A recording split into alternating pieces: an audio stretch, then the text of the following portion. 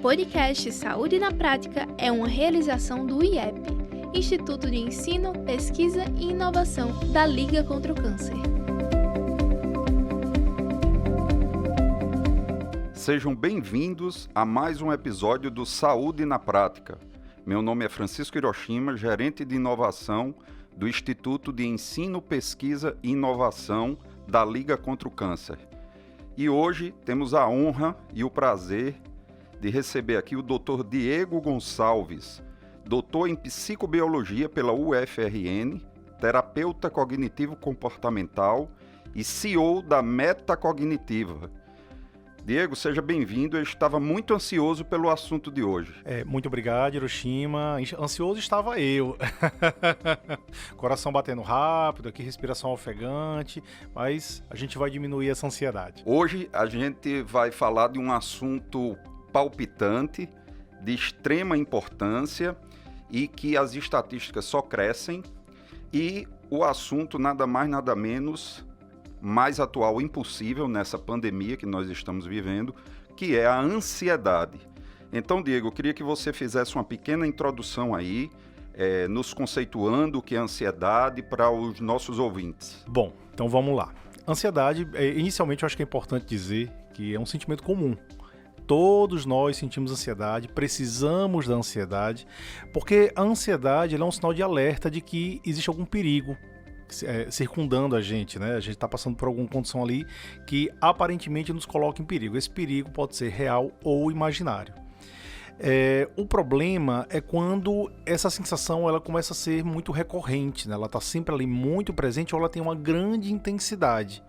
Então você dispara reações fisiológicas, respiração ofegante, o coração bate rápido, uma grande tensão orgânica, também uma preocupação com o futuro. Tudo isso caracteriza a ansiedade, que pode ser pode ser real ou pode ser imaginário. Então eu posso ficar ansioso com medo de que alguma coisa de fato venha acontecer, uma situação de violência real, ou eu posso imaginar uma condição que não tem base na realidade.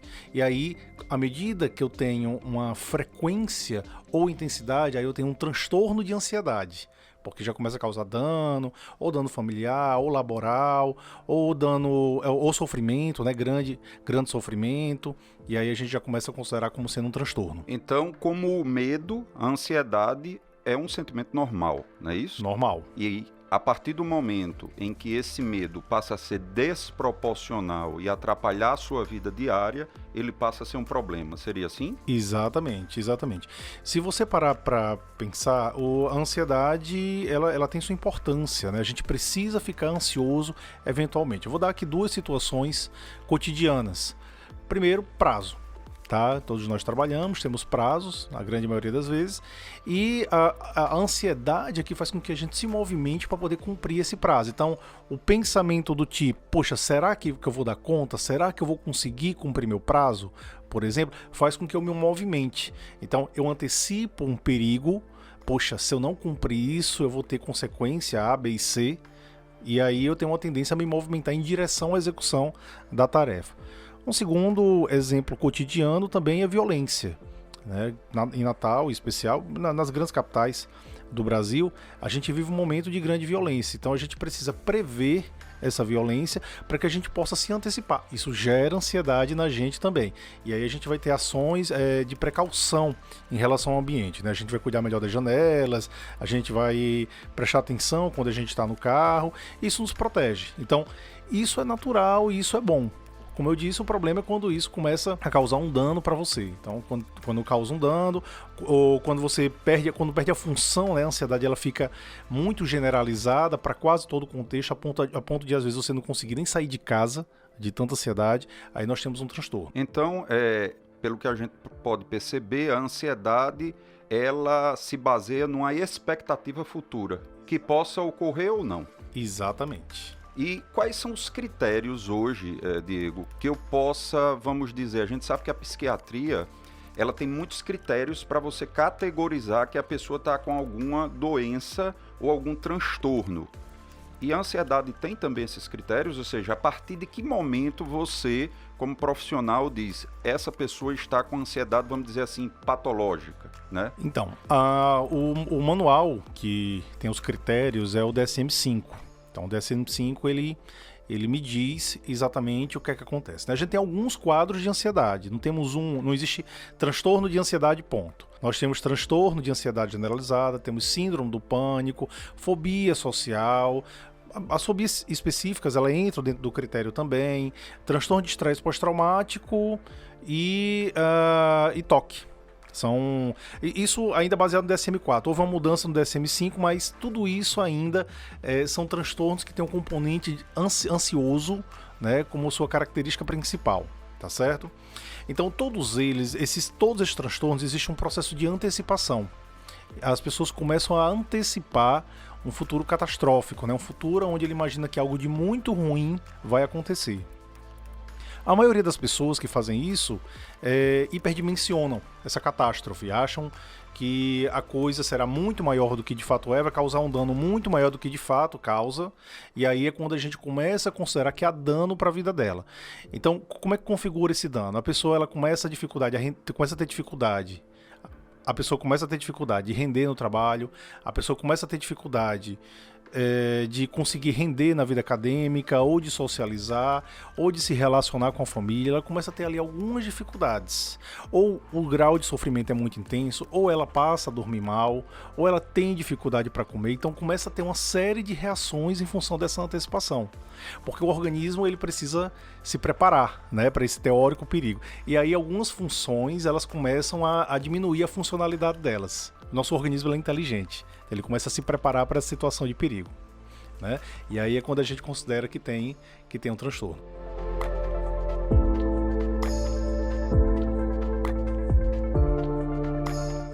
Diego, e quanto a essa afirmação, que alguns estudos informam que a ansiedade tem uma função adaptativa? Pois é, na verdade, quando a gente para ver estudos da psicobiologia, né, ou estudos de evolução do comportamento humano, a ansiedade ela tem uma função absolutamente protetora. Na verdade, ela garante a nossa sobrevivência, se você for parar para pensar. Então, você imagina num ambiente ancestral, né, ou num ambiente caçador-coletor, por exemplo, você precisa antecipar a maior quantidade de perigos que possa vir a acontecer. Aí é onde está a funcionalidade da ansiedade, a importância dela. Por isso que nós precisamos ter ansiedade. O que é que a gente não precisa? Do desequilíbrio da ansiedade. A gente não precisa de ansiedade o tempo inteiro e em grande intensidade. Mas a ansiedade ela é extremamente importante para a nossa vida.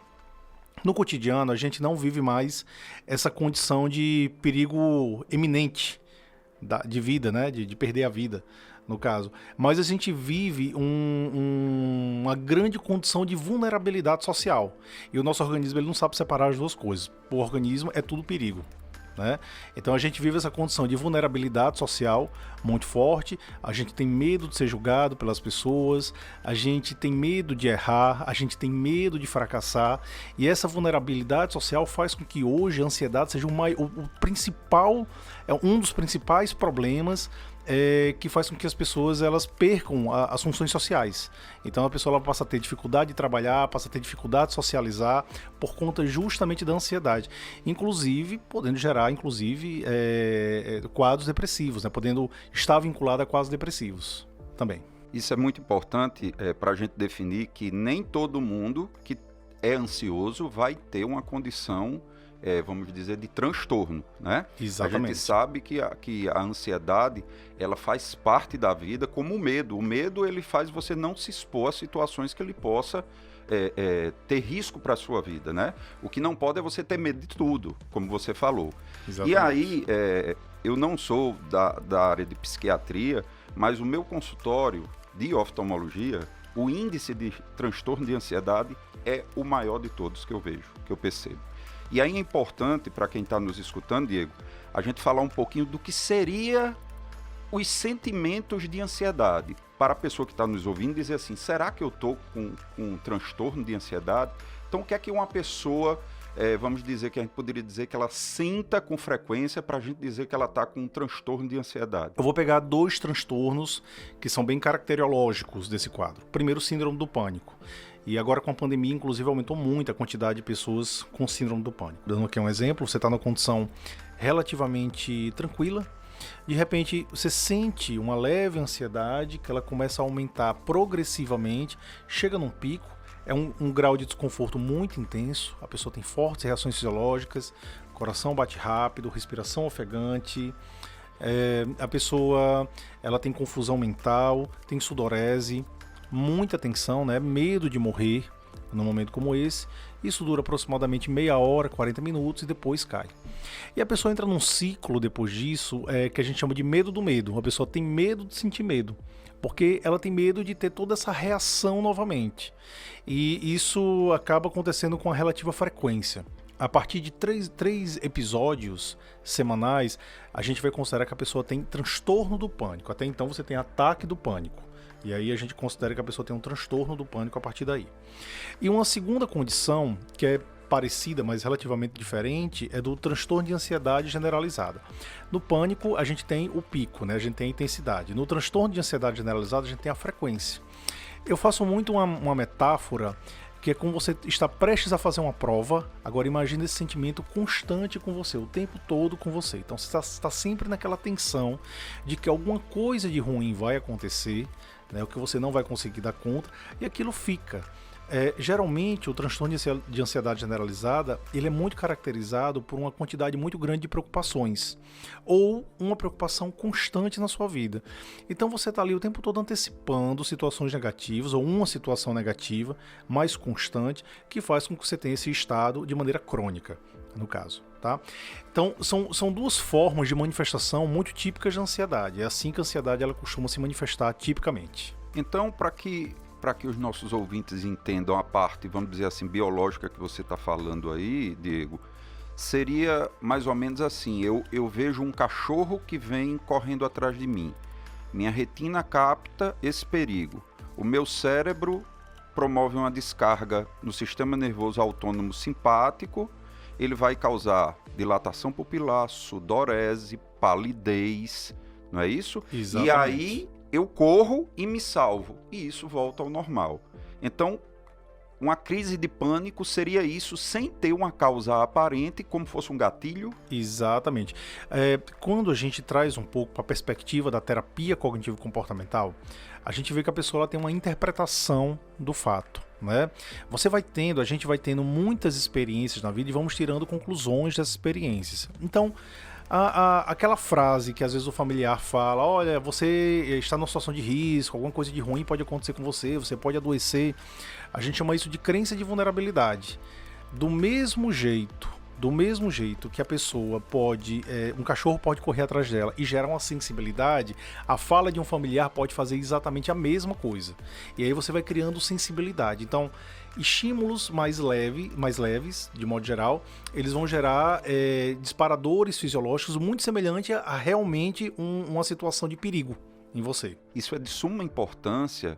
E o que eu digo, eu não sou profissional da sua área, mas meus pacientes, quando eu vejo nitidamente um transtorno de ansiedade, eu começo a dizer a ele, evite situações que você reconheçam que causam ansiedade em você.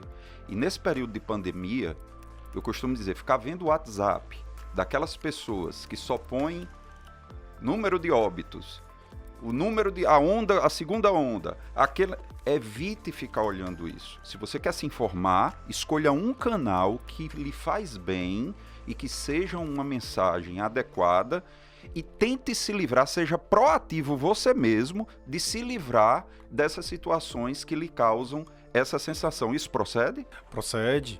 Até porque há uma tendência de uma característica psicológica que a gente chama de autoconsistência. O que é isso? Você sempre quer validar aquilo que você já acredita. Então, quem tem a crença de vulnerabilidade, como ele sente perigo e ele quer se livrar do perigo, ele fica procurando evidências de que, de fato, o ambiente é perigoso. Ele fica o tempo todo procurando isso. Por isso que a pessoa fica vendo telejornal, por isso que a pessoa fica vendo mensagem de WhatsApp, que vai fazendo a confirmação. Tá vendo como realmente o mundo é perigoso? Precisamos se afastar disso, precisamos nos livrar disso. Então, quanto menos autoconsistência, menor o problema.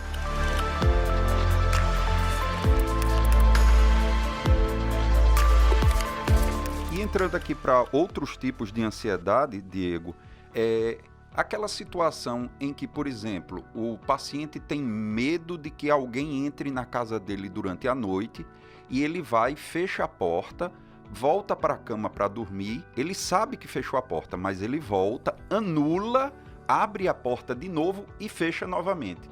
E às vezes fica fazendo isso mais de meia dúzia de vezes.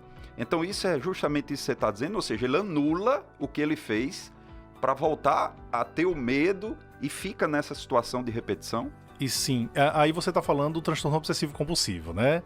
Então, o TOC é exatamente isso, é um processo repetitivo que é muito guiado pela incerteza e pela dúvida. Então, geralmente, a pessoa com TOC, ela tem uma crença, uma condição onde ela quer ter certeza absoluta de tudo. Justamente por conta disso, ela fica nesse processo repetitivo. Então, pegar aqui um exemplo. Eu estou tomando banho, eu tenho uma crença de contaminação, eu acho que se eu tiver alguma bactéria, eu vou me contaminar e vou adoecer e vou morrer, então eu preciso ter certeza que eu estou absolutamente limpo, no caso. E aí eu fico me ensaboando até ter essa certeza. Você imagina quanto tempo isso leva. Então a pessoa passa 2, 3, 4, tem casos de 8 horas tomando banho para poder a pessoa ter certeza absoluta. É um dos transtornos, Hiroshima, que eu considero que causa mais sofrimento numa pessoa. Então, a depressão ela causa muito sofrimento, mas a depressão a gente consegue ter um relativo manejo. O TOC nem sempre a gente consegue.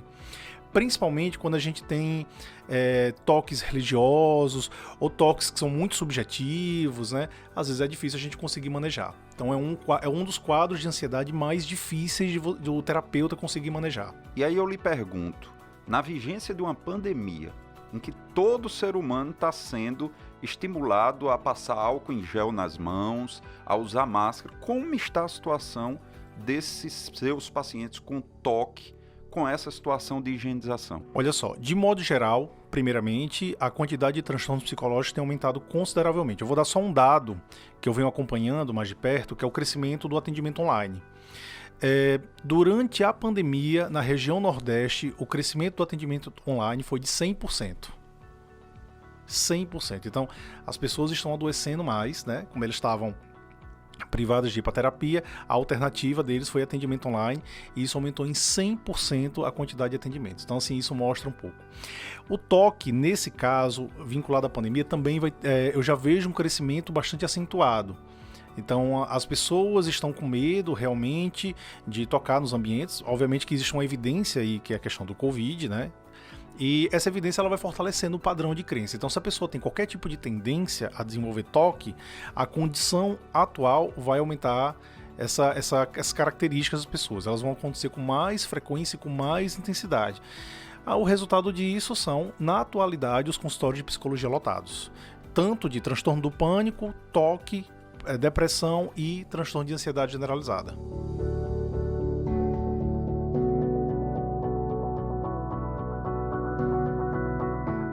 E agora eu quero pegar carona nisso que você falou, e tem um trabalho americano que eles observaram a seguinte situação: eles pegaram os pacientes com depressão, sem ser aquela depressão do psicótico maníaco depressivo e sem ser a depressão endógena. Pessoas que tinham depressão, como qualquer pessoa pode passar por um momento depressivo. E resolveram estudar 10 anos para trás do primeiro evento de depressão. E qual foi a surpresa dele? Que quase 100% das pessoas eram ansiosas não tratadas. Então, o que é que leva a acreditar? A ansiedade é um prenúncio para um quadro depressivo, ou seja, você vai exaurir suas forças de tanta ansiedade e se entregar a uma condição depressiva. Isso procede? É isso que se vê durante o dia a dia? Procede bastante. Na verdade, hoje em dia se considera... na verdade, o que você está chamando é de depressão reativa, né? O que você acabou de falar é o que a gente chama de depressão reativa, ou seja, é uma depressão que é uma reação ao ambiente, no caso. E a gente vê que realmente nesse perfil de paciente, o componente ansioso ele é muito forte. A gente chega a considerar ansiedade e depressão como se fosse o mesmo transtorno, mas em momentos diferentes. Mesmo espectro, né? Exatamente, está no mesmo espectro. Então, voltando para a terapia cognitiva, falando um pouco da lógica do pensamento, o ansioso ele pensa assim: será que alguma coisa de ruim vai acontecer? Será que eu sou competente? Ele tem dúvida, ele olha para o futuro, vê um futuro catastrófico e não quer que esse futuro se aproxime. O depressivo, ele conclui, ele tem convicção disso, não sou competente, não tenho futuro. Então ele chega à conclusão. E por isso que ele diminui, que ele tem o que a gente chama de anedonia, né? Ou uma diminuição da sua energia. Porque se ele não vai ter efetividade, se ele não vai ganhar nada com aquela ação, é melhor ficar quieto. É como se fosse uma lógica orgânica de economia de energia, no caso. Por isso que a gente vê, às vezes, pessoas depressivas, quietinhas, paradinhas, preferem ficar no quarto, no escuro. É como se o organismo estivesse economizando energia naquele momento. Diego, se a gente observar as pandemias da idade moderna e contemporânea, as outras pandemias, tem uma coisa importante que a gente observa. É que a cura social vem antes da cura médica. O que seria isso? Ou seja, hoje não temos vacina e nem cura para o Covid. Mas chega uma hora que a população não aguenta mais ficar encarcerada. E o que é que esse inconsciente coletivo começa a fazer? Eu vou me expor, seja o que Deus quiser, e ele começa a trabalhar com estatística. Por quê? Porque ele não aguenta mais o sofrimento desse enclausuramento. Isso você observa em algumas pessoas? Não, claro, e eu acho que isso é evidente nas mídias, né? Na televisão a gente vê o quanto que estamos tendo de aglomeração.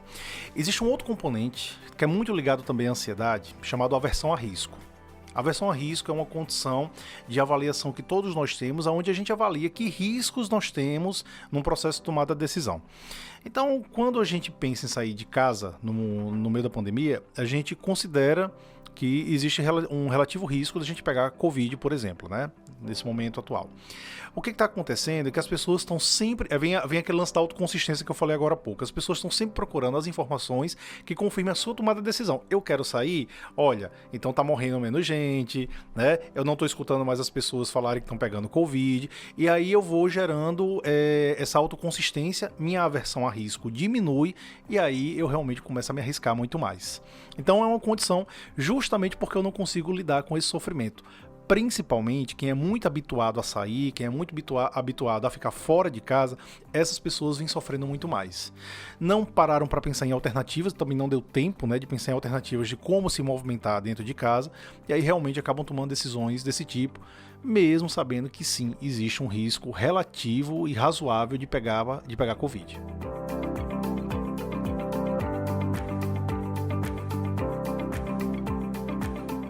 E uma coisa fundamental, já para a gente nos encaminhando aqui para o final, quais as orientações que você daria para quem está nos ouvindo que tem uma pessoa dentro de casa com transtorno ou com ansiedade que salta aos olhos, ou a própria pessoa, quais seriam as estratégias que a pessoa sozinha pode tomar, além de procurar um profissional, para que essa ansiedade seja minimizada? Quais seriam as estratégias que você recomendaria? Hiroshima, olha só, tem uma lógica de pensamento que ela costuma ajudar muito. O problema do ansioso é que quase sempre ele está muito mais focado na possibilidade do que na probabilidade dos fatos. Então vamos pegar uma pessoa que tem medo de andar de avião. A pessoa viu um acidente aéreo na televisão e ela usa aquilo como referência, como uma âncora mnemônica, né, de que andar de avião é algo perigoso, mesmo que estatisticamente a gente saiba que talvez seja o local mais seguro que a gente pode estar. Talvez seja mais seguro estar dentro do avião do que estar agora aqui nessa rádio. Mas a gente usa, na verdade, essa lógica de pensamento. Não, mas é possível que o avião caia, é possível que alguma coisa de errado aconteça. Então, o ansioso, ele tem esse problema. É como se fosse uma falha realmente cognitiva. Ele está sempre muito mais focado na possibilidade. E aí é onde vem uma lógica de pensamento que é do e se e será. E se o avião cair? E se eu for escolhido? E se... E aí a gente orienta, primeiro a gente faz um processo psicoeducativo, mostra tudo isso para a pessoa que tem ansiedade, para que ele comece a ficar mais vigilante, né? A gente tem funções cognitivas que são involuntárias e temos funções cognitivas voluntárias. As voluntárias precisam tomar conta das involuntárias. E aí a gente vai assim ajudando a pessoa a ter um controle maior. À medida que a pessoa vai tendo esse controle, ela vai automatizando. Então ela vai ficando menos ansiosa, ela vai começando a ver mais a probabilidade dos fatos. E aí o nível de ansiedade cai. é muito comum a gente pegar alguém da família como apoio social, porque no início a pessoa não consegue pensar. Então a gente geralmente pega ali o pai, mãe, filho, um amigo, se for o caso, para funcionar quase como coterapeuta. E a gente instrui essa pessoa para realmente a gente conseguir um trabalho mais efetivo. Os transtornos de ansiedade, eles costumam ter prazo curto de tratamento. Então, se a pessoa realmente ela se dedicar no tratamento, ali dentro de 4 a 6 meses, ela já está boa do transtorno de ansiedade. Então, a posição proativa da família e de quem circunda essas pessoas é fundamental, né? Pelo que eu vejo. É fundamental. Um problema que acontece muito é negligência familiar, isso é uma coisa que atrapalha muito o processo. Então, ou negação, a família fica negando às vezes, né? Principalmente casos mais graves como toque ou estresse pós-traumático, a família fica negando aquele problema. Fica negando, e obviamente quanto mais se nega, maior a tendência é o paciente não evoluir. Eu vou utilizar uma frase de um professor meu que eu tive em São Paulo e eu quero saber a sua opinião em relação a essa frase. Eu operava no centro cirúrgico com ele é um dos maiores cirurgiões do país e às vezes a cirurgia estava muito complicada, pondo em risco mesmo a visão do paciente. E ele era de uma calma impressionante. E eu cheguei para ele e disse: professor, como é que você, numa situação dessa, né, de risco para a visão do paciente, o senhor fica tão calmo? Ele disse: Hiroshima, 2 coisas. Eu me preparo antes para essa situação, eu me fortaleço para isso. E a segunda, o estresse e a ansiedade é uma doença infecciosa, ela é transmissível. Se eu passar para minha equipe minha ansiedade, eu contamino todo mundo. Então, será que um transtorno de ansiedade ele pode ser imputado a outra pessoa? Vamos supor, uma mãe, um pai ansioso, ele pode passar isso para um filho? Pode. Eu posso dar um exemplo para poder realmente vocês terem uma dimensão. Quando eu terminei minha faculdade, no Natal, na noite de Natal, chegou uma prima minha, da minha idade, com o filho dela de 5 anos. E na minha casa tinha um cachorro, tinha um poodle. Ela foi entrar na casa e o garoto não entrou. E eu perguntei por que ele não tinha entrado. Aí ela disse porque ele tinha medo de cachorro. Eu perguntei, mas ele já teve experiência com cachorro? Ela disse não, ela nunca entrou em contato com cachorro, mas eu tenho medo de cachorro. E o garoto ficou lá fora, e eu fiquei com o garoto brincando com ele. Então eu consegui fazer ele entrar meio que na base da brincadeira. Eu brincava, eu quero ver você ir na porta, e ele ia, encostava na porta, quero ver você conseguir entrar. A gente chama isso de exposição gradual, é uma técnica da terapia cognitivo-comportamental. E aí ele foi gradativamente entrando até que de noite, já pro final da noite, ele começou a brincar com o cachorro. E no dia seguinte pediu um cachorro ao pai. Então olha só que interessante, ele nunca tinha tido experiências com cachorro, só tinha visto pela televisão e tinha um comentário da mãe de que cachorro era muito perigoso. E isso gerou um quadro de ansiedade no garoto. Então é possível sim.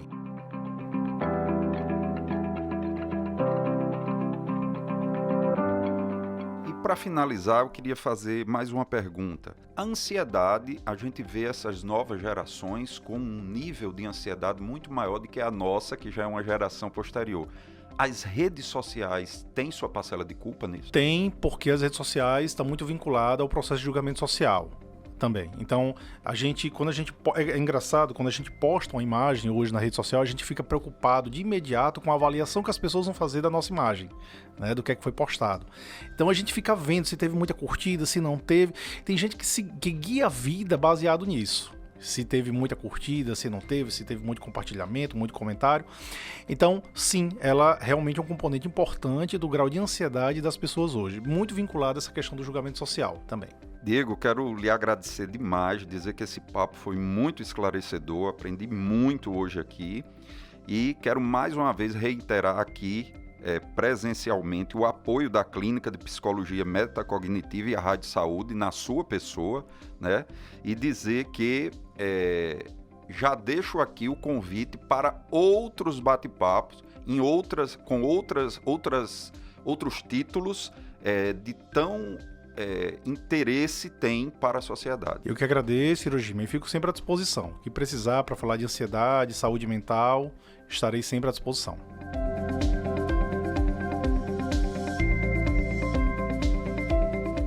Esse podcast é produzido pelo IEP, O Instituto de Ensino, Pesquisa e Inovação da Liga contra o Câncer, que é referência no estado do Rio Grande do Norte, além de ofertar cursos de capacitação, pós-graduação e cursos livres, oferece ainda visitas técnicas, estágios curriculares e programas de residência. Sem falar na área da pesquisa, formada por uma equipe multidisciplinar dedicada à investigação na área oncológica. Temos ainda a inovação, que tem como objetivo fomentar ideias, resolver problemas e impulsionar processos, além de promover a formação e capacitação de novos empreendedores.